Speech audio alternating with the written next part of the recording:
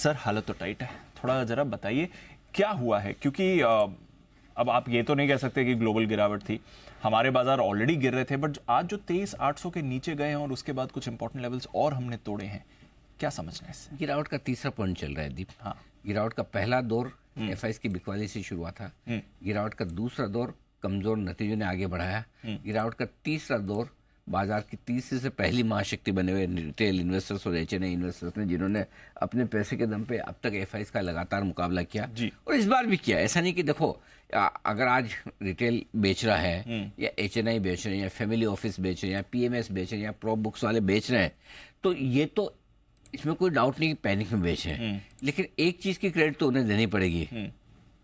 क्या देखो अब हार रहे हैं लेकिन लड़के हारे मैदान छोड़ के नहीं भागे, है ना। एक तो ये था कि पहले ही मैदान छोड़ के भागे थे, जाने दो यार, एफआई ने आज बेचना शुरू किया, कल ही निकल जाए, क्योंकि अब तक का अनुभव ये रहा कि लड़के जीते हैं और इस बार भी फाइट पूरी दी है।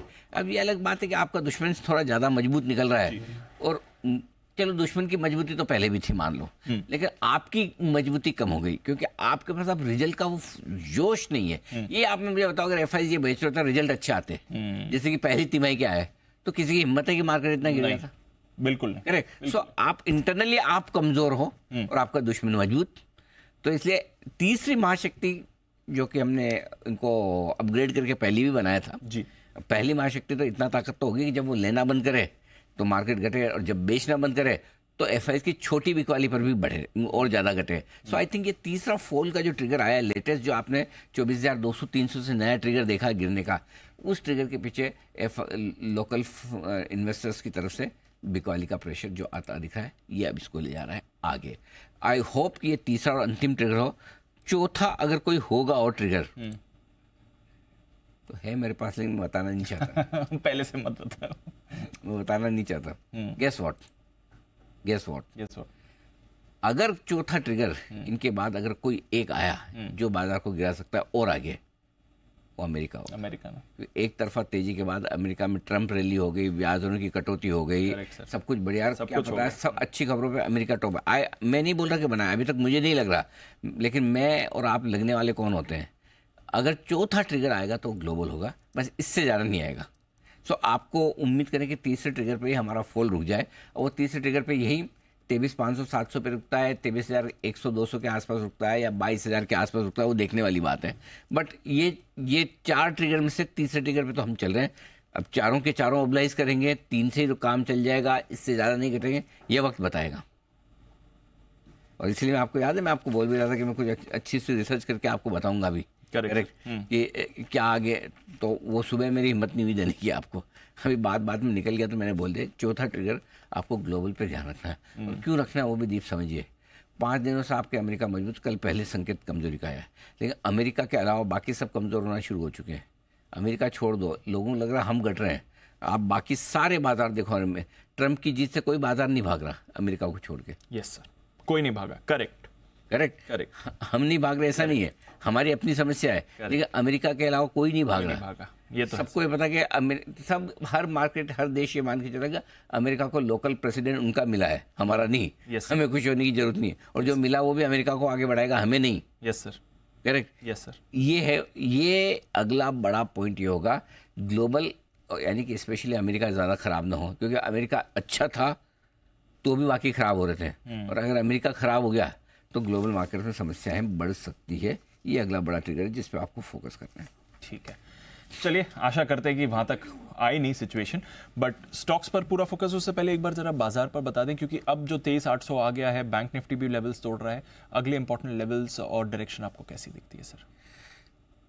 23,650 23,750 की जो मेरी आखिरी सपोर्ट रेंज है, 23,650 यहाँ पर टॉप से 26,277, 26 सितंबर को जो हमने हाई बनाया था, आपकी याददाश्त अब जवाब दे चुकी होगी दीप, आई कैन अंडरस्टैंड कि वंस अपॉन अ टाइम आपसे ठीक 6 हफ्ते पहले आपने लाइफ टाइम हाई 26,277 का बनाया था, वहां से एग्जैक्ट 10% का करेक्शन 23,650 पे होता है, हम वहां आ गए। 23,650 23,750 क्लोजिंग बेसिस पे आपके लिए स्ट्रॉन्ग सपोर्ट जोन है, और 50,450 के नीचे हमने लंबे समय से बैंक निफ्टी पर क्लोजिंग नहीं दी है, काफी लंबे समय से, तो ये 2 लेवल बहुत इंपॉर्टेंट है, आज इनके ऊपर बंद होना जरूरी है।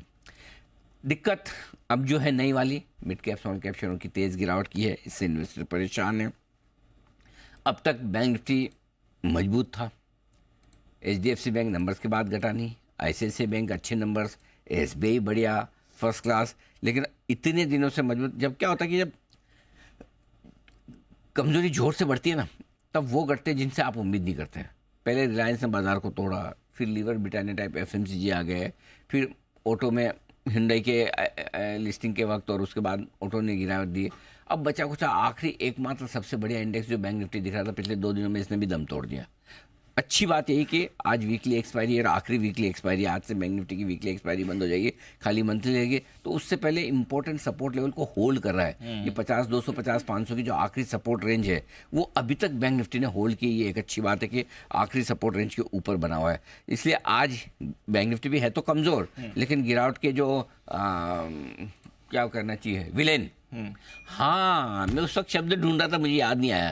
जब मैं बोलता था कि गिरावट के जिम्मेदार और मुझे बोला कल्प्रिट, नहीं कल्प्रिट और जिम्मेदार is not right word, sorry, villain villain गिरावट के विलेन है ना, मेटल, ऑटो और सरकारी कंपनियों के शेयर हैं। आज इन्वेस्टर्स के लिए एक इंटरेस्टिंग चीज़ है जिस पर आपको फोकस करना है, वो ये कि 23,500 23,750 की रेंज में अगला साल 2 साल का आपका नजरिया है, तो ये एक छोटा इन्वेस्टमेंट का मौका दे सकता है। एक इंस्टॉलमेंट आप यहाँ पर आराम से डाल सकते हैं, कोई दिक्कत वाली बात डाल सकते हैं इस पर, डालना ही चाहिए।